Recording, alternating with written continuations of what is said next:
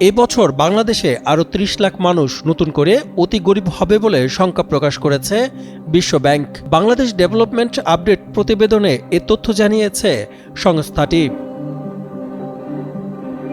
শুধু অতি দারিদ্র হার নয়, বিশ্বব্যাংকের জরিপ বলছে জাতীয় দারিদ্র হারও বাড়বে। সংস্থাটির প্রতিবেদন অনুসারে অতি দারিদ্র্যের হার ৭.৭% থেকে বেড়ে ২০২৫ সালে ৯.৩% উঠবে। এছাড়া জাতীয় দারিদ্র হার গত বছরের তুলনায় ২.৫% বেড়ে তা হবে ২২.৯%।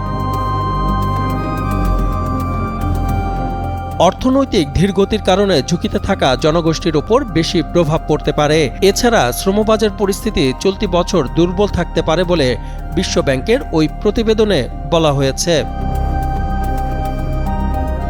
সঠিক প্যাড আর সঠিক তথ্য দিয়ে এসব সামলে নিব এক হয়ে। Monalisa sanitary napkin. বিশ্বব্যাংকের হিসাবে কোনো মানুষের দৈনিক আয় $2.15 কম হলে তাকে হতদরিদ্র হিসেবে বিবেচনা করা হয়। ২০২২ সালে বাংলাদেশে এ হার ছিল ৫%। সে হিসেবে ২০২৫ সালে হতদরিদ্রের হার ৯.৩%-এ উন্নীত হতে পারে বলে মনে করছে বিশ্বব্যাংক। মূলত প্রকৃত আয় কমে যাওয়ার কারণে মানুষ দারিদ্র্যসীমার নিচে নেমে যায় কিংবা গরিব থেকে আরও গরিব বা অতি গরিব হয়। দেশে নিম্ন আয় বা গরিব মানুষ বৃদ্ধির কারণ হিসেবে দুর্বল শ্রমবাজার ও অর্থনৈতিক ধীরগতির কথা বলছে বিশ্বব্যাংক।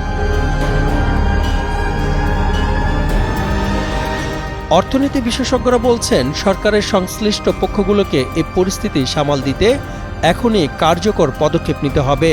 তা না হলে সামনের দিনগুলোতে ভয়াবহ সংকটে পড়তে হবে দেশকে। সাতমান সাকিব, কালের কণ্ঠ।